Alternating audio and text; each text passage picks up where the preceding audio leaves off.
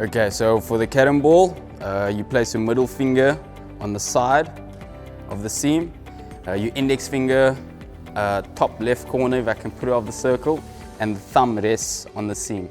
And what you want to do is you want to turn your middle finger or flick your middle finger anti-clockwise and pull down with the index finger. So it looks something like that. So pull up, push down, and this rests on the ball. Okay.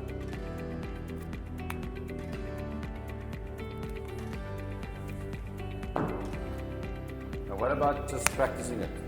I mean, just to get used to releasing it out the fingers. Yeah, so what would you so do? when you bowl the finger spinner, or when you're holding the ball with your fingers, you don't have much grip. So trying to get it 22 yards or 20 meters across, it's very difficult. So what I would recommend is strengthening your fingers first. So in a short distance, say 5 meters, against the wall, just letting the fingers go.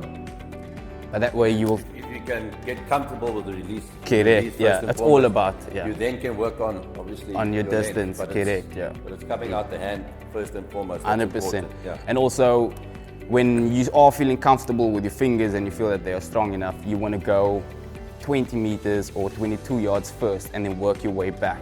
Instead of working from the 5 meters you did, work from as full as possible you can go downwards. Because you would rather want to miss full than miss short as a spinner. Yeah. Okay, but I think obviously getting comfortable. 100%. with the release is Yeah, first yeah. and foremost.